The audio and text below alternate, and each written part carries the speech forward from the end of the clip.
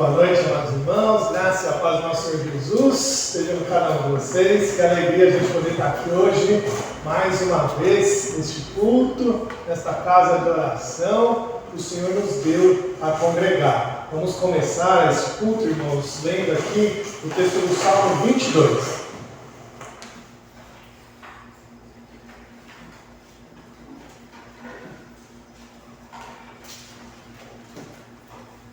Texto do Salmo 22, vamos ler todo esse salmo. Abra sua Bíblia aí para nós lermos alternadamente o salmo. Vamos fazer a leitura de todo ele de maneira bem tranquila. Não vamos atropelar as passagens, vamos ler até o verso 31. Salmo 22. Diz assim: Deus meu, por que me desamparaste? Por que se acham longe de mim a salvação, as palavras do meu gemido? Deus meu, clamo de dia e não me respondes, também de noite, porém não tenho sossego. Contudo, tu és santo, entronizado entre os louvores de Israel. Nossos pais confiaram em ti, confiaram e os livraste. A ti clamaram e se livraram, confiaram em ti e não foram confundidos. Mas eu sou verme e não homem, opróbrio dos homens e desprezado do povo. Todos os que me veem zombam de mim, afrouxam os lábios e meneiam a cabeça. Confiou no Senhor, livre-o ele, salve-o, pois nele tem prazer. Contudo, tu és quem me fez nascer e me preservaste, estando eu ainda ao seio de minha mãe.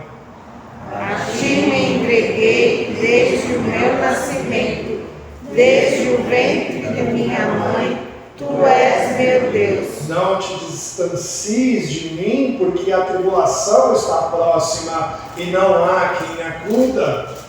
Muitos touros me cercam, fortes touros de Bazã me rodeiam. Contra mim abrem a boca como faz o leão que despedaça e ruge. Derramei-me como água e todos os meus ossos se desconjuntaram. Meu coração fez-se como cera, derreteu-se dentro de mim. Secou-se meu vigor como um caco de barro, e a língua se me apega ao céu da boca, assim me deitas no pó da morte. Cães me cercam, abusos e malfeitores me rodeiam. Transpassaram-me as mãos e os pés. Posso contar todos os meus ossos, eles me estão olhando e encarando em mim. Repartem entre si as minhas vestes, e sobre a minha túnica deitam sorte. Tu, porém, Senhor, não te afastes de mim, força minha, apressa-te em socorrer-me. Livra a minha alma da espada e das presas do cão a minha vida. Salve-me das fauces do leão e dos chifres dos búfalos, sim, tu me respondes. A meus irmãos declarei o teu nome, cantar-te-ei louvores no meio da congregação. Vós que temeis o Senhor, louvai-o, glorificai-o vós todos descendentes de Jacó, reverenciai-o vós todos posteridade de Israel. Pois não desprezou, nem abominou a dor do aflito, nem ocultou dele o rosto, mas o ouviu quando lhe gritou por socorro. De ti vem o meu louvor na grande congregação, cumprirei os meus votos na presença dos que o temem. Os sofredores hão de comer e fartar-se, louvarão o Senhor os que o buscam. Viva para sempre vosso coração. Lembrar-se-ão do Senhor, e a Ele se converterão os confins da terra. Perante Ele se prostrarão todas as famílias das nações. Pois o Senhor é o reino, é Ele quem governa as nações. Todos os opulentos da terra hão de comer e adorar, e todos os que descem ao pó se prostrarão perante Ele, até aquele que não pode preservar a própria vida. A posteridade o servirá, falar-se-á do Senhor a geração vindoura. Hão de vir anunciar a justiça dele. Ao povo que há de nascer, contarão que foi Ele quem o fez. Amém. Amém. Como é bom nós estarmos hoje nessa posição de poder olhar para este salmo e saber de quem Davi está falando aqui, não é mesmo? Esse é um salmo que fala de Jesus. Davi escrevendo sobre Ele. Davi escrevendo sobre os sofrimentos de Cristo, sobre tudo o que Ele iria passar e sobre as coisas que Ele venceu por nós. Como é bom a gente saber que o que aconteceu com Jesus na cruz do Calvário não foi mero acaso, mas foi uma obra poderosa do Senhor Deus, uma obra que Ele planejou, uma obra que Ele escreveu desde as antiguidades, desde antes da fundação do mundo, para nos salvar. É esse o nosso Senhor Jesus. Vamos orar? Senhor Deus, obrigado, ó Pai, por saber que a cruz não foi algo ao acaso, ó Deus. Obrigado por olharmos textos como esse do Salmo 22 e ver que o sofrimento de Jesus já era algo que o Senhor tinha planejado perfeitamente para acontecer. E obrigado porque foi ela que nos trouxe a salvação hoje. Obrigado que é através do seu poder que nós temos hoje fé em Jesus. E obrigado porque é através dela que hoje nós podemos falar livremente com o Senhor. Obrigado a Deus por esse tempo. Obrigado porque hoje nós queremos, assim como diz o Salmo, louvá-lo, glorificá-lo, reverenciá-lo e dizer ao Senhor que nós te adoramos, ó Pai. Que o Senhor possa receber este culto a Deus, ao Senhor, receber Ele no seu alto e sublime trono. Obrigado a Deus por todo esse tempo que temos diante de Ti, ó Pai, em nome de Jesus que nós oramos. Amém. Amém. Vamos cantar o hino, irmãos, o hino 334, a conversão. Vamos ficar de pé, vamos cantar já.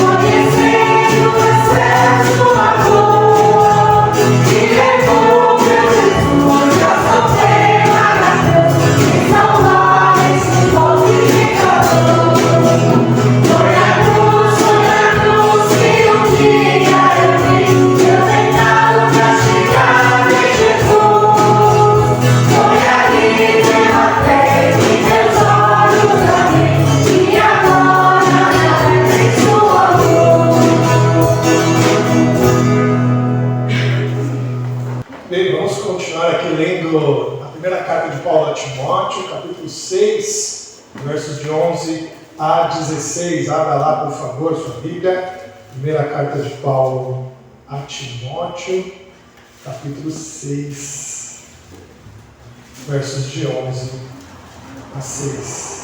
De 11 a 16.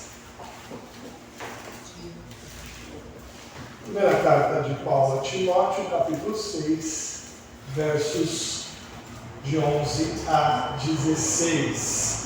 Vamos ler da mesma forma, de maneira alternada. Eu vou ler aqui os versos ímpares, a igreja os versos pares. Primeira carta de Paulo a Timóteo, capítulo 6, versos de 11 a 16. Diz assim: Tu, porém, ó homem de Deus, foge destas coisas, antes segue a justiça, a piedade, a fé, o amor, a constância, a mansidão.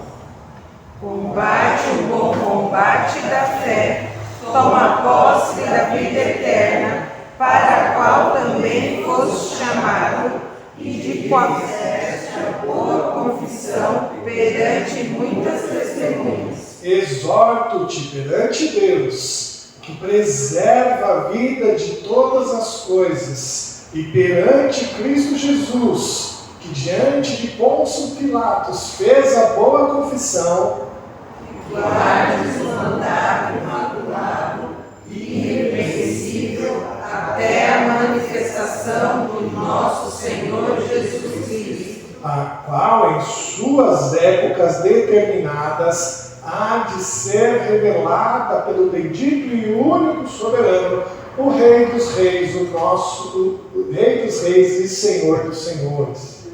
o único que possui imortalidade, que habita em luz inacessível, a quem homem algum jamais viu, nem é capaz de ver.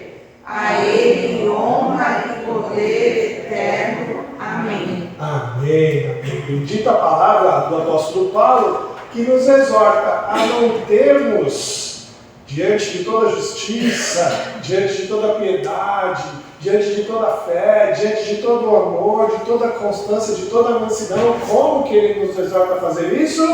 Combatendo o bom combate da fé. Continue firme no Senhor. Aquele que deu bom testemunho diante de Pôncio Pilatos, é Ele quem vai nos dar força para fazer isso. Paulo nos diz a fórmula de como a gente pode vencer o pecado, que é confiando naquele que deu bom testemunho diante de Pôncio Pilatos, Jesus Cristo, porque Ele venceu tudo isso por nós. Ele não só venceu, mas Ele está vivo. Ele está diante do Rei dos Reis, é Ele quem vai voltar, é Ele quem possui imortalidade, é Ele quem habita em luz inacessível, é Ele quem tem esse poder. A gente pode vencer os pecados hoje em dia porque Ele tem a capacidade, o poder e a força de transformar os nossos desejos, as nossas vontades, as nossas ações. É esse o nosso Jesus. Nós vamos orar agora, irmãos, tendo um momento de oração, de confissão de pecados. Vamos orar ao Senhor, pedindo a Ele que nos perdoe e pedindo que Ele continue nos fortalecendo a cada dia vencer os pecados. Vamos orar alguns instantes de oração silenciosa, depois eu vou pedir que o presbítero Denilson faça uma oração de confissão de pecados. Vamos orar. Senhor nosso Deus, diante da Tua presença nesse momento, ó Pai, nós nos derramamos diante de Ti, ó Pai, porque temos pecados diante de Ti, ó Deus, e já não queremos mais ser igual, queremos ser restaurados, ó Pai, porque sabemos que o nosso pecado, ó Deus, tem nos distanciado de Ti.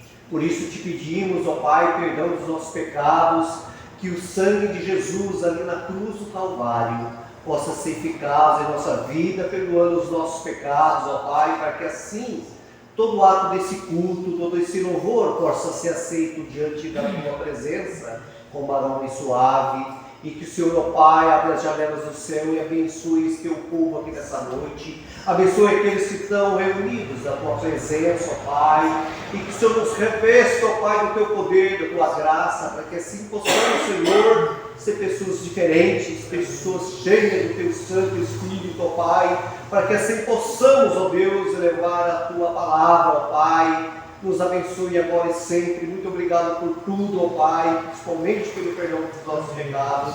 Essa é a nossa oração que nós te louvamos e agradecemos, ó Pai, em nome de Jesus. Amém. Amém, amém. Louvado seja o nosso bom Deus pelo perdão que Ele nos dá. Nós vamos louvá-lo agora, agradecendo com cânticos. O texto de Hebreus 6, 18 a 20 está aqui na tela, diz assim: forte alento tenhamos nós, que já corremos para o refúgio, Cristo Jesus, a fim de lançar mão da esperança proposta, a qual temos por âncora da alma, segura e firme, e que penetra além do véu, onde Jesus, como precursor, entrou por nós, tendo se tornado sumo sacerdote para sempre, segundo a ordem de Melquisedeque. É a esse Cristo, a essa âncora segura e firme, que nós temos certeza que os nossos pecados são perdoados. E nós vamos louvar agora por causa disso. Vamos agradecer. Vamos ficar de pé, aqueles que cantaram alguns cânticos espirituais, aqueles que vieram prontos para pegar seus dízimos de ofertas, podem fazer nesse momento.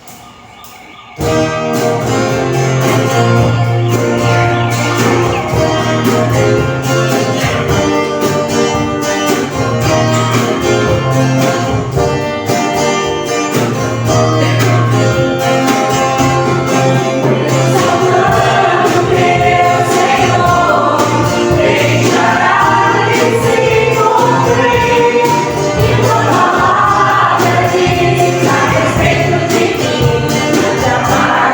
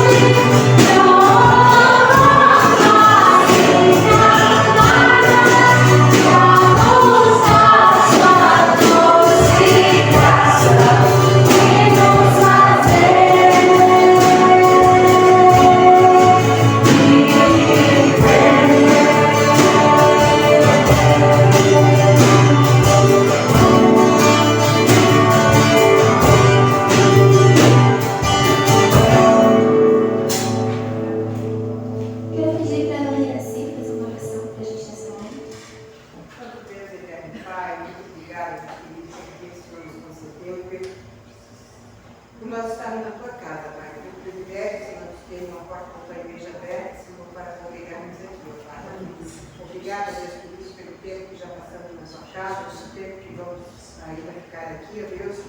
Todo hábito desta noite, aqui, deste culto de gratidão, seja talvez para a honra e glória do Santo Eterno. Fica aqui, Senhor, com a mensagem desta noite, que o Senhor esteja trabalhando sobre a vida do pastor, a pai, sobre a família. Fica conosco, ó Deus, preparando os nossos corações, para que assim possamos, ó Deus, prestar atenção naquilo que o Senhor manda para cada um de nós. Obrigada, Deus, pelas ofertas, pelo dízimo, Pai. O Senhor esteja abençoando o afeto de cada um, Senhor. Essa oração que faça agradecida em nome de Jesus. Amém. Se nós passamos Muito bem, queridos, nós esta noite vamos continuar no livro de Marcos, capítulo 15, versos 15 a 47. Por favor, abra sua Bíblia no Evangelho de Marcos.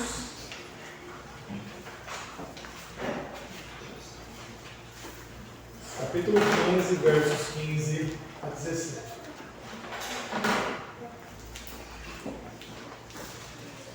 Versos 15 a 47. Marcos, capítulo 15, versos 15 a 47. Eu tenho o tema proposto aqui: a fé que brota do improvável. A fé que brota do improvável. Esse é o tema da mensagem de hoje, Evangelho de Marcos, capítulo 15, verso 15 a 47.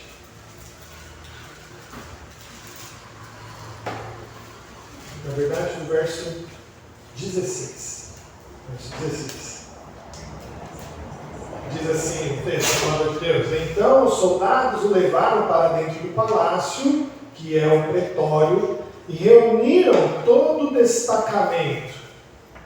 Vestiram-no de púrpura e, tecendo uma coroa de espinho, lhe a puseram na cabeça. E o saudavam, dizendo: salve, rei dos judeus!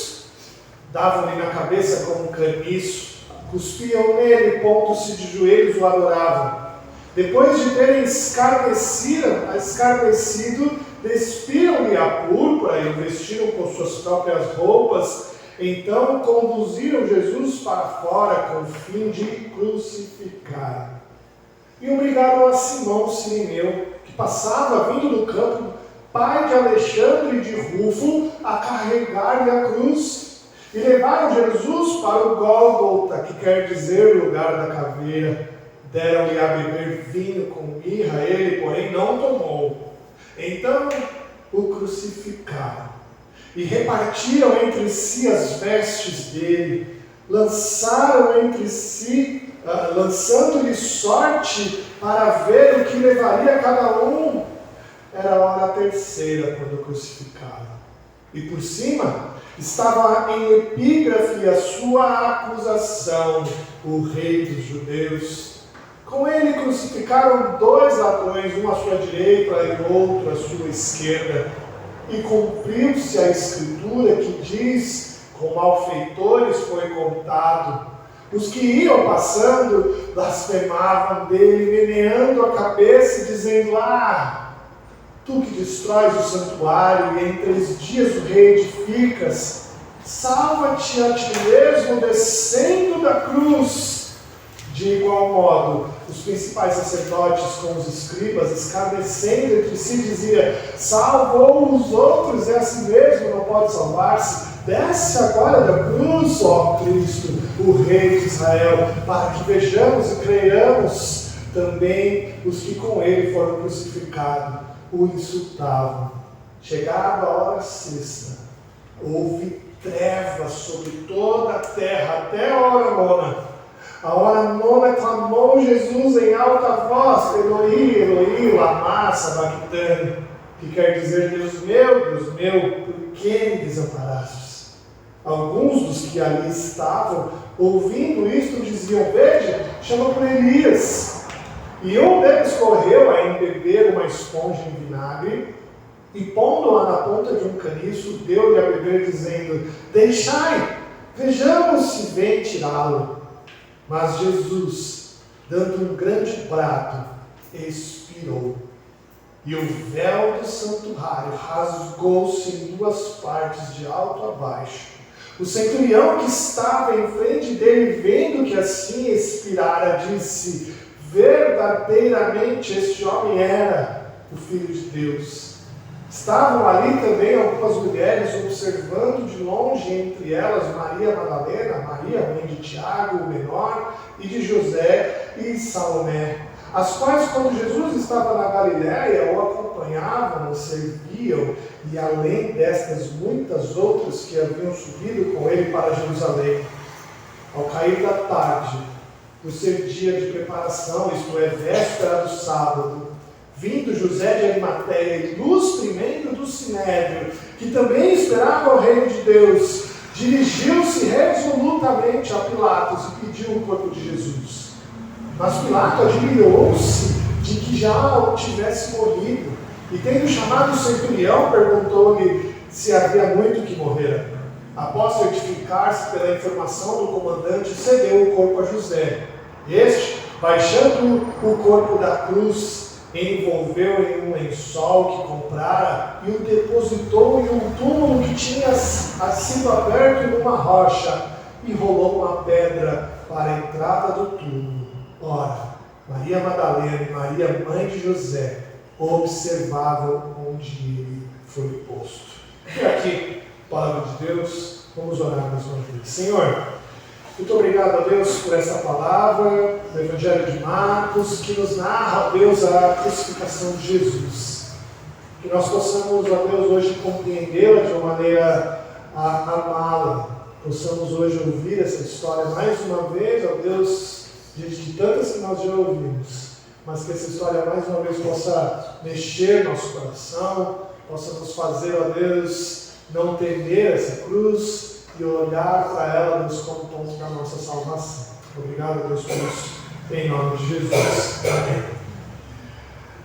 A verdadeira fé, ela brota de um lugar muito improvável, um lugar até então inimaginável da história. A fé nasce de um cenário que o mundo antigo era sinônimo de maldição. Um lugar tão terrível que você não podia nem falar o nome.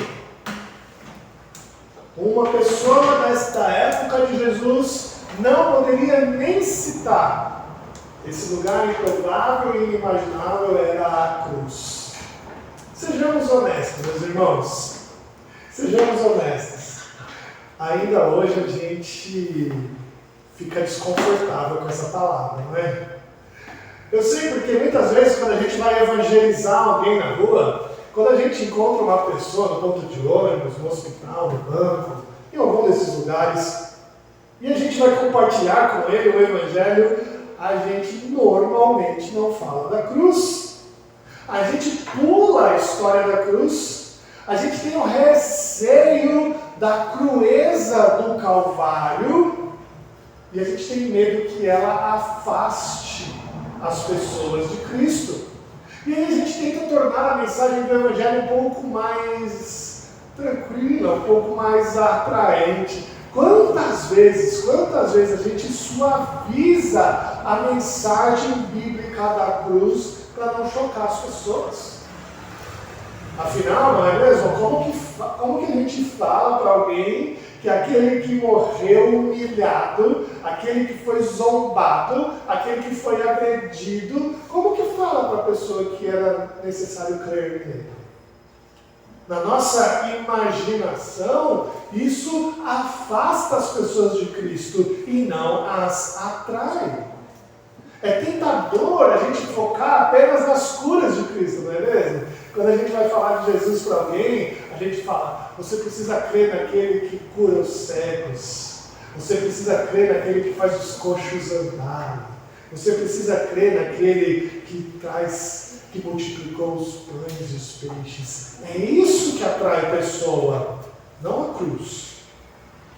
No entanto, o Evangelho de Marcos quer nos ensinar essa noite que a lógica de Deus é contrária a isso. A lógica de Deus é o contrário da nossa.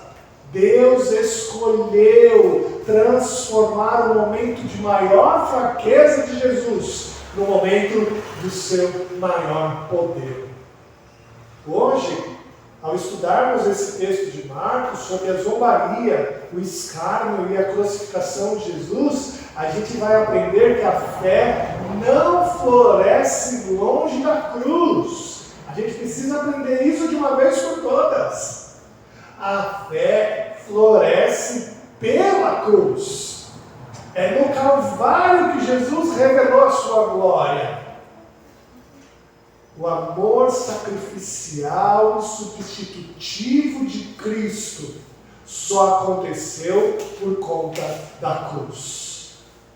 E a gente precisa entender isso. Nós vamos aprender isso em 3 pontos bem claros do texto, né? O caminho até a cruz, depois estando na cruz e depois até o sepulcro. São 3 pontos rápidos. Primeiro, o caminho até a cruz. Jesus já havia sido julgado, você tem que lembrar bem disso, em 2 instâncias. Lembra? Jesus havia sido julgado em 2 instâncias. Primeiro no Sinédrio, naqueles que governavam a religiosidade de Israel, e depois ele foi condenado pelos romanos, aqueles que governavam civilmente Israel. O julgamento de Jesus pelos romanos foi ilegal, o julgamento foi imoral e repleto de irregularidades, né? E Jesus permaneceu completamente calado para cumprir o que fora dito por Isaías 53, verso 7, que como ovelha muda foi ao matadouro. Jesus foi condenado à morte por blasfêmia no Sinédrio e foi condenado à morte por traição ao império pelos romanos. Hoje em dia, meus irmãos, a gente não faz ideia do que significa ser condenado à morte pela cruz. Sabe por quê? Não tem nada que a gente possa comparar. Ser condenado à morte de cruz, naquele tempo de Jesus, não tem nada que a gente consegue comparar hoje em dia. Não tem nada hoje em dia que a gente possa falar que é relativamente parecido com a morte de cruz. Porque o cidadão romano daquela época, você tem que saber disso, o cidadão romano ele não podia nem falar a palavra cruz. Era uma palavra que era um sacrilégio para o cidadão romano. Por isso que nenhum romano podia ser condenado à morte de cruz. Isso era impensável. O judeu também não condenava ninguém à cruz. Quando Israel era livre, quando ele era governado livremente, havia a pena de morte em Israel. Mas a condenação era outra. Nem pensava, nem passava na cabeça deles condenar alguém à morte de cruz. A cruz era repugnante para tanto os romanos como para os judeus. Primeiro, porque a cruz era sinônimo de maldição. Somente ao tocar na cruz, um cidadão de Israel ele ficava contaminado, ele ficava impuro. E ele não poderia fazer a religião da época, as coisas que a religião mandava. Outro motivo é que a cruz era humilhação. O castigo era visível, intencional, para servir de humilhação pública para as pessoas terem aquele condenado como exemplo. Outra questão. A cruz era uma zombaria. O crucificado ficava nu, sendo zombado. Para o judeu isso era terrível. Você tem que lembrar comigo que no Antigo Testamento, um judeu ficar sem a barba já era humilhação para ele. Ele ficava em casa até a barba crescer. Imagina ficar nu perante as pessoas. Isso era completamente terrível. E por fim, a cruz era uma tortura prolongada. A cruz era uma execução projetada para ser lenta, para ser algo que ficasse por muito tempo judiando, torturando, maltratando aquele que passava por ela. O processo envolvia dores severas, inflamações insuportáveis, sede insaciável e câimbras que levariam a pessoa a não ter mais condição de se movimentar. Nenhum cidadão queria passar por isso.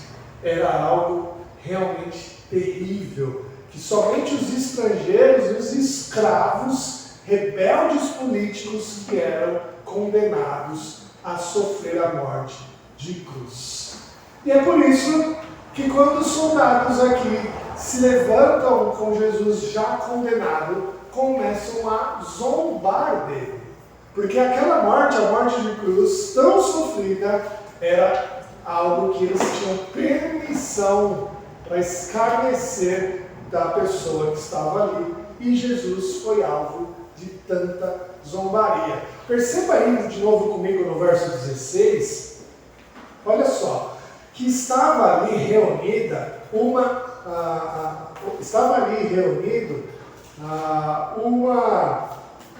olha só, vamos ver aqui. Então os soldados o levaram para dentro do palácio, que é o pretório, e reuniram todo o destacamento. Perceba que estava reunido neste momento da zombaria de Jesus todo um destacamento de soldados. Isso é muito assustador, sabe por quê? Porque um destacamento de soldados continha 600 soldados. Tinha muita gente aqui nesse momento para ferir Jesus. Era uma brutalidade tremenda. Todos esses 600 homens queriam de alguma forma aproveitar aquela condenação para zombar, escarnecer e torturar Jesus. Depois de Jesus ter sofrido um espancamento severo por esses 600 homens, eles começaram uma tortura psicológica zombando dele. Colocaram uma capa vermelha dele, provavelmente uma capa de soldado antiga, desgastada, que já não servia mais para nada. Teceram uma coroa de espinhos, colocaram na cabeça de Jesus e um caniço como um cetro de rei. E ficavam zombando, cuspindo, dizendo: salve, rei dos judeus. Jesus, nessa hora, já estava completamente torturado, de uma maneira que ele já estava muito e muito ferido. Mas não bastava isso para esses 600 homens.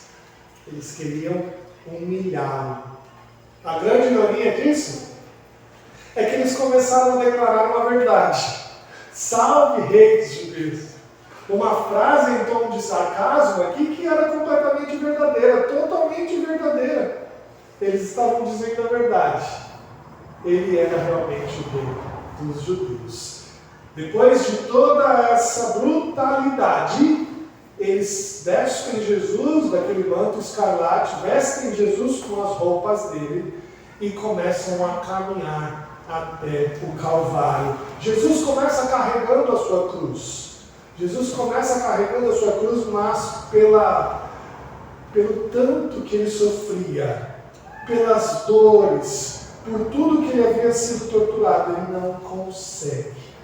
Estava passando ali uma pessoa chamada Simão Cirineu. Simão Cirineu. O caminho não era longo, tá? Da onde Jesus estava até o Gólgota dava uns 300 metros, algo relativamente perto. Mas os romanos estavam querendo realmente que Jesus fosse zombado e fizeram um caminho um pouco mais longo para que as pessoas pudessem, no caminho, zombar de Jesus.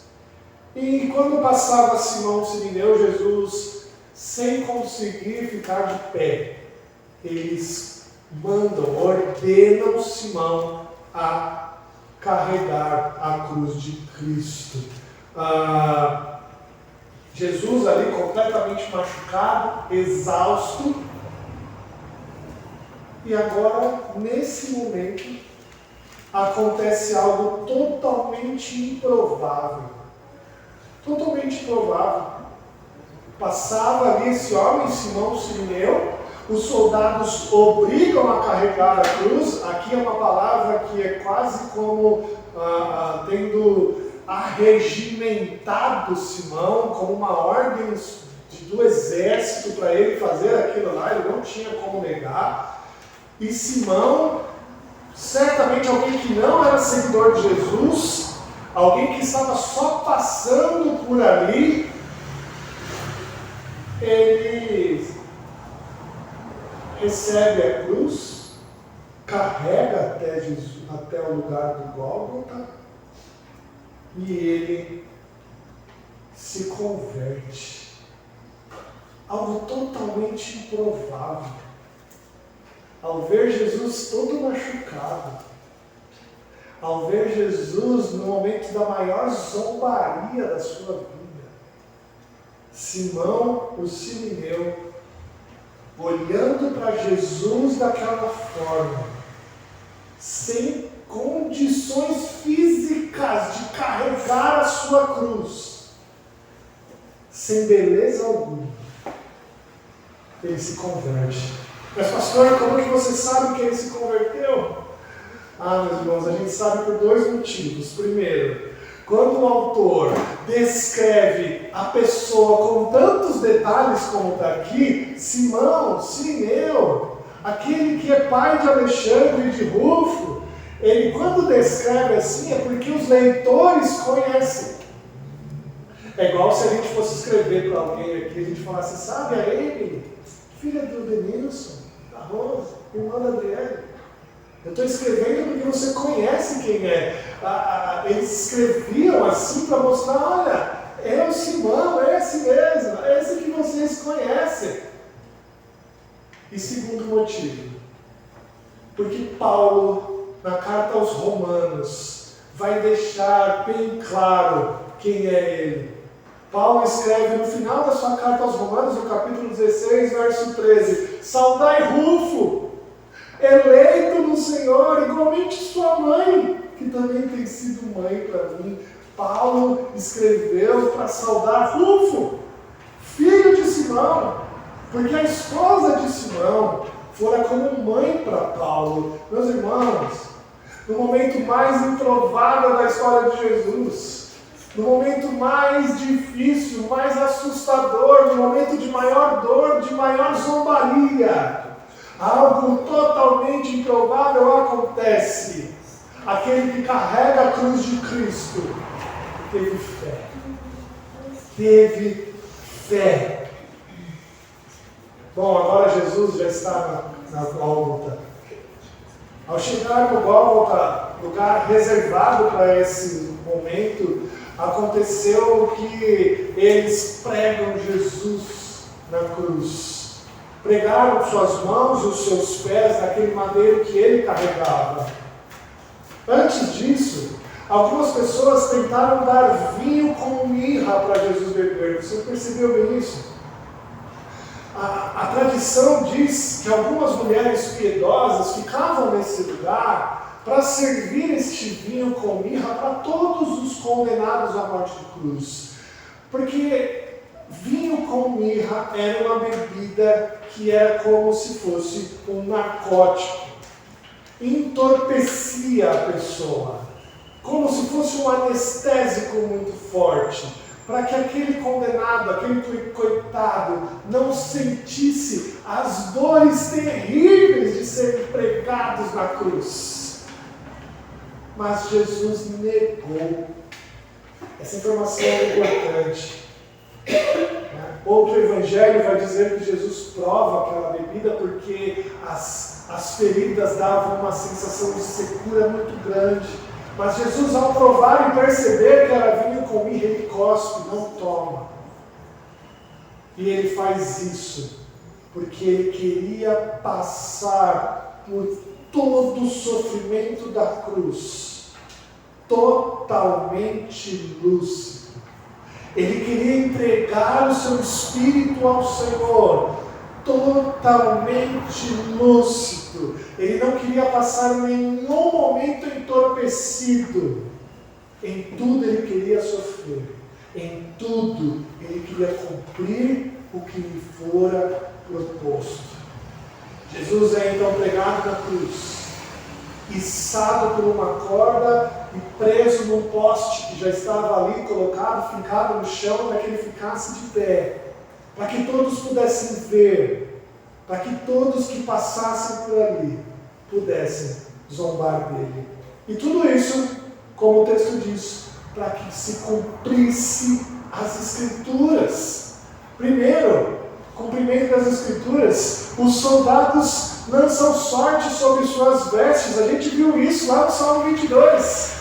O Salmo 22 já havia profetizado que os soldados iriam repartir as suas vestes e lançar sorte sobre ela. Eles tiraram na sorte quem iria ficar com qual peça de Jesus. Isso é muito comum na guerra, são os espólios de guerra. Outra profecia também cumprida foi de Isaías 53:12. Foi condenado com os transgressores. Jesus foi condenado e crucificado com um ladrão em cada lado. Mas o que nos chama a atenção aqui é que, mais uma vez, os romanos, por ironia, declaram a verdade. Colocam uma placa em cima da cruz dizendo: Rei dos Judeus. Mais uma vez, em todo aquele ato de escárnio, de zombaria, eles falam a verdade. Colocaram uma placa dizendo que Jesus era o Rei dos Judeus. E tudo isso aconteceu quando era a hora terceira, ou seja, 9 horas da manhã. Essa marcação de horário é interessante, sabe por quê? Porque o julgamento de Jesus começa a ser julgado às 6 horas da manhã, na primeira hora. Queridos, em menos de 3 horas, Jesus foi julgado por Israel, foi julgado pelos romanos, condenado à morte e pregado na cruz. Em menos de 3 horas, Jesus teve a sua sentença e a sua condenação cumprida. E o texto diz que a zombaria não termina. As pessoas que passavam ali balançavam a cabeça, meneando a cabeça, como diz o Salmo 22. Todos meneiam a cabeça zombando de mim. Uma expressão de arrogância, de desprezo com aquele que estava no madeiro. Essa expressão que Marcos deixa aqui bem claro, registrado aqui para nós, é uma expressão de deboche, triunfando prematuramente na morte de Jesus. E o pior de tudo isso é o pedido satânico que fazem a Jesus. Qual que é o pedido satânico? Desça da cruz. Desça da cruz. E assim a gente vai acreditar que você é o Filho de Deus. O que para aquelas pessoas era uma demonstração de força, o que para aquelas pessoas era uma demonstração de poder, ou seja, de descer da cruz, para Jesus era impossível. Para Jesus seria fraqueza.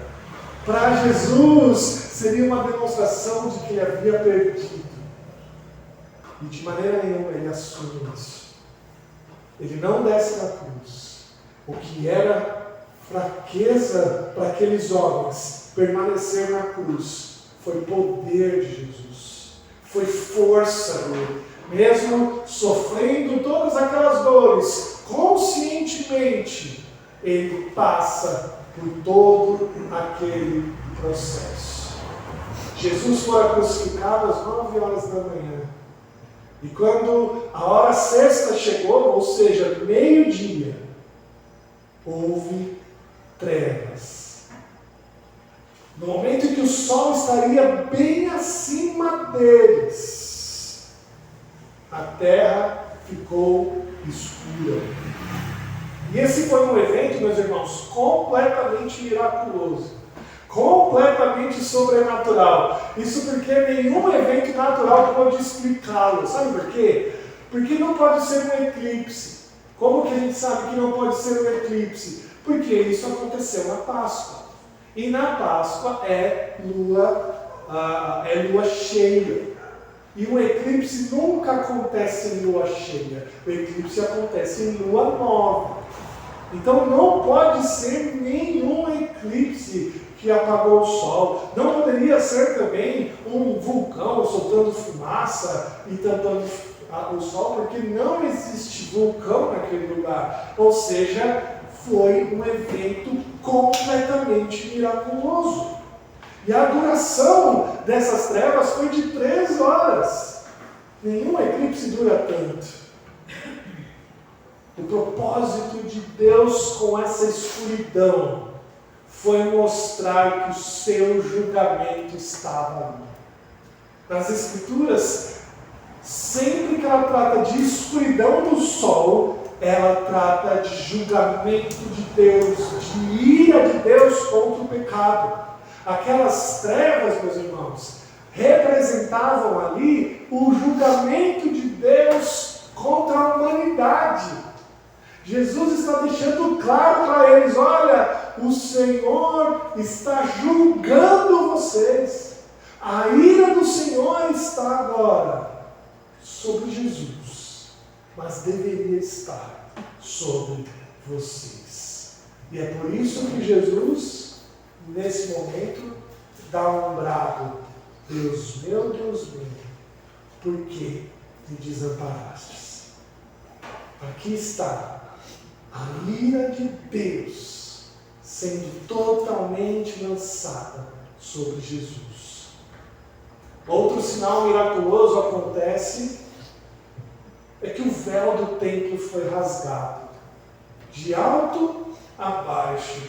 E esse véu era o véu que separava o lugar santo, santíssimo lugar, dos outros lugares do templo. Certamente nesse momento, o templo estava cheio de sacerdotes. Era Páscoa. Muitas pessoas estavam ali para sacrificar, muitas pessoas estavam ali no templo para comemorar, para celebrar a Páscoa. Nesse momento, o véu do lugar santíssimo é rasgado de cima a baixo. Deus mostra para aquelas pessoas que ele não estava mais ali. O lugar da presença de Deus nesse mundo já não habitava mais. E aqui começa novamente tudo que era mais improvável. Mais uma vez, no momento de maior fraqueza de Jesus, no momento de maior dor de Jesus, no momento onde não havia beleza nenhuma de Jesus, há mais uma conversão. O centurião olha para Jesus ali e diz: certamente, este homem é o Filho de Deus. No momento de maior dor, onde nenhum judeu estava ali do lado, alguém que era pagão, alguém que provavelmente não era nem romano de Roma mesmo, porque os exércitos ali já eram todos de mercenários. Esse entrega a sua vida a Jesus. Fala: certamente, este é o Filho de Deus. E já era 3 horas da tarde. Jesus deu um grande brado e expirou. Isso também não era comum. Aqueles que eram crucificados não morriam por asfixia, não tinham forças para respirar, as câimbras faziam parar a musculatura. Mas Jesus aqui dá um grande brado, um grande grito, mostrando que ele não foi morto por conta daquelas pessoas, ele foi morto porque ele entregou o seu espírito. Ninguém tirou a sua vida, ele a deu por nós. E muitas mulheres que acompanhavam Jesus de longe aqui, olharam, viram, perceberam isso. E um homem aparece nessa história, alguém que nunca havia sido apresentado como seguidor de Jesus, José de Arimateia. Interessante dizer que ele era um membro ilustre do Sinédrio. Olha só, alguém que estava seguindo Jesus de maneira escondida, alguém que esperava o reino de Deus de maneira escondida. José de Arimateia, vendo toda aquela situação, novamente a gente vê algo improvável acontecendo, onde Jesus agora morto, onde Jesus agora sem vida. José de Arimateia olhando para essa cruz e vendo Jesus ali morto, ele usa da influência política que tinha, porque depois dessa ação ele perdeu completamente toda a sua influência política. Ele usou dela para tirar o corpo de Jesus ali morto. Ele tira Jesus da cruz, ele se torna totalmente impuro, religiosamente falando. Ao tocar em Jesus morto, ao tocar na cruz, ele perdeu a oportunidade de celebrar a Páscoa judaica. Esse foi um ato de extrema coragem de José de Arimateia, porque ali ele estava declarando abertamente que era cria em Jesus, que ele cria no seu mestre. Se tornou impuro. Mas ele, José de Arimateia, dá um sepultamento honroso para Jesus. Coloca ele envolto num lençol novo que ele comprara e também coloca-o num túmulo novo, da qual ninguém houvera sido sepultado. Ele dá um lugar digno para Jesus. Todo o processo realizado por José de Arimateia foi acompanhado por aquelas mulheres para que houvessem testemunhas de que Jesus realmente foi morto, de que Jesus realmente foi sepultado. Nada ficaria escondido.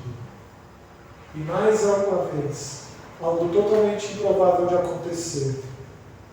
Alguém que não havia revelado a sua fé até então, ao presenciar a parte mais horrível da história de Jesus, Jesus preso na cruz maldita, declarou a sua fé. José de Arimateia se converteu ao Senhor. Meus irmãos, o que toda essa narrativa tem a nos ensinar é algo muito importante. Nós precisamos amar a cruz de Cristo. A cruz não é apenas um adorno. A cruz não é apenas um símbolo antigo. Ela é a marca definitiva da condenação de Jesus em nosso lugar. Essa é a história do Calvário. A gente não pode esquecer isso nunca. Jesus suportou o escárnio, a zombaria e a humilhação mais profunda, mais do que a dor física. Ele bebeu o cálice da ira de Deus, a dor terrível de sofrer a morte pela ira do Senhor. E tudo isso ele fez por cada um de nós. Por cada um de nós. Nós devíamos amar a cruz. Nós devíamos adorar o Senhor Jesus que foi morto na cruz, e isso nunca se esquecer. Porque Ele aceitou ser humilhado para que nós fôssemos exaltados. Ele sofreu uma condenação injusta para que nós fôssemos justificados. Ele tornou-se maldito para que nós nos tornássemos benditos do Pai. Ele foi condenado com ladrões para que nós fôssemos recebidos como filhos inocentes. Quando Ele suportou a injustiça da cruz, Ele nos tornou justos diante de Deus. E Jesus, pela cruz, nos abriu as portas da presença maravilhosa do nosso Senhor Deus. Queridos, tudo que nós desfrutamos hoje, das bênçãos de Deus, E tudo que nós esperamos no porvir, na morada celeste, nós só conseguimos ela pela cruz. Exclusivamente pela cruz. Por isso, igreja, nós não podemos nos envergonhar da cruz de Cristo. Longe de ser para nós um motivo de escárnio, longe de ser para nós vergonhoso, a cruz tem que ser para nós alvo de amor, da nossa gratidão, da nossa adoração eterna. E que nós possamos definitivamente, daqui para frente, amar a cruz de Cristo. Que Deus assim nos abençoe. Nós vamos cantar mais um hino, hino 266, Cruz de Cruz. Vamos cantar?